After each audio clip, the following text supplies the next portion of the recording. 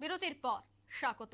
পশ্চিম জেলার স্বাস্থ্য ওয়েলফেয়ার সোসাইটির উদ্যোগে আজ আগরতলার রাজভবনে জাতীয় ভ্যাকসিন দিবস উদযাপন করা হয়। উপস্থিত ছিলেন রাজ্যপাল ইন্দ্রসেনা রেড্ডি নাল্লু সহ পশ্চিম জেলার স্বাস্থ্য দপ্তরের সিএমও সহ অন্যান্যরা। প্রত্যেকের উপস্থিতিতেই আজ রাজভবনে জাতীয় ভ্যাকসিন দিবসটি উদযাপন করা হয়েছে। এছাড়া আজকের এই অনুষ্ঠানকে কেন্দ্র করে রাজ্যপাল ইন্দ্রসেনা রেড্ডি নাল্লু কি বলছেন শোনাবো। के लिए हेल्थ एक इम्पॉर्टेंट चीज है और ये हेल्थ में जो क्रॉनिक डिसीजेस है उसको पहले एराड करते जाना है।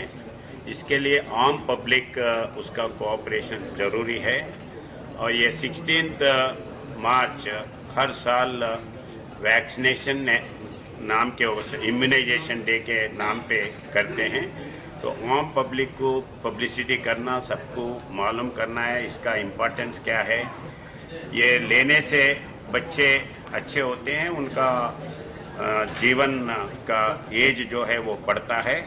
तो उसके लिए हर साल गवर्नमेंट ने ये प्रोग्राम ले रहा है। उसके सिलसिले में आज पहली बार ये राजभवन में हम प्रोग्राम इम्यूनाइजेशन डे कर रहे और इसी तरह से ये टीबी का भी एराडिकेशन के लिए सब लोग का प्रयत्न होना चाहिए, ये मेरा रिक्वेस्ट है। Thank you.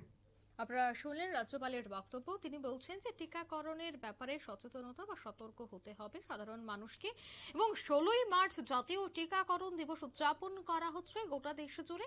তাই রাজভবনেও একটি টিকাকরণ কর্মসূচি পালনের মাধ্যমে দিনটি উদযাপিত। দিনটি পালন অনুষ্ঠানে রাজ্যপালের এই টিকাকরণের বিষয়ে সচেতনতা এবং সতর্ক বার্তা প্রদান।